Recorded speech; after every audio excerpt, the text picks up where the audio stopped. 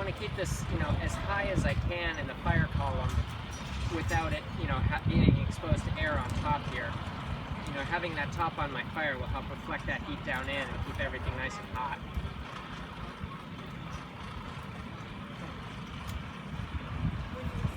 And so despite all the smoke at the edges of my fire, I really, I don't want very much right in the middle there. Looking for blue. Clean that a little with the wire brush and then sprinkle some flux in there. And once again, I'm just using 20 Multi Borax, so it's the same stuff you get at the grocery store as a laundry detergent booster. And that's just going to melt on that steel and create a nice glassy surface. And it makes it so the steel doesn't oxidize too much.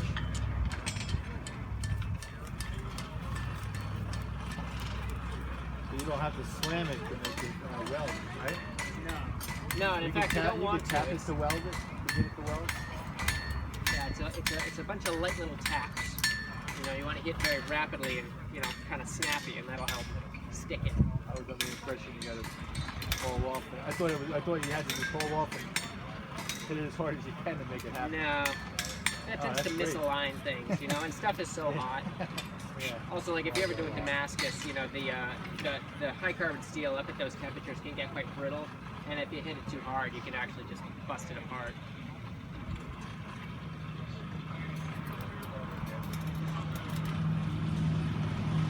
And so I'm kind of rotating this in the fire so that it'll all come up to heat nice and even. And what I'm looking for that socket to, turn the same color as the fire.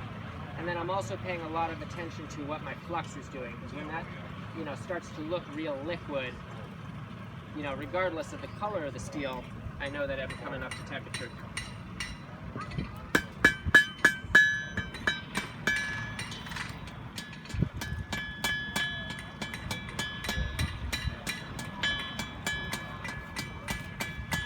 And then as soon as that starts scaling again, I know I've lost my welding heat.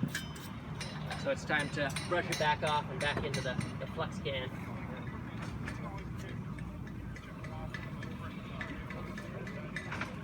So what is the flux doing? It's creating a shield, like the welding gas does? Exactly. That's a really good way to put it.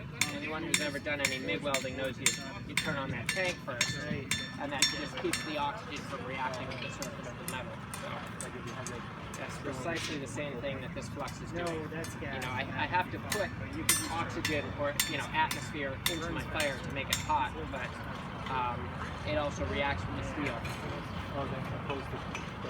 And that's part of the reason why I'm trying to keep this, high in the fire. Try to get the neutral flame. Yeah, trying to get that neutral flame so that air is filtering through a lot of burning coke, which is absorbing most of it. So I have a slightly reducing to neutral atmosphere. So there's no to very, very little free oxygen to react with my steel.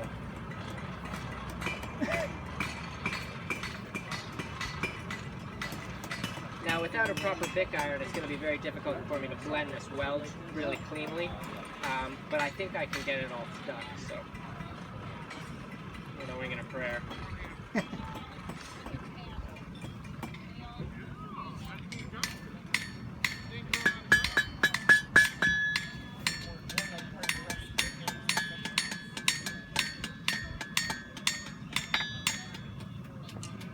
Good. And then as it's cooling, if it cools all at the same rate, I know I've got a stick. If one of those ears is cooling faster than the other one, chances are it didn't go. So you see how it's all cooling? It's going up to it's going right to the small. Yeah, right. So the thin stuff, cools the most quickly. It looks pretty good.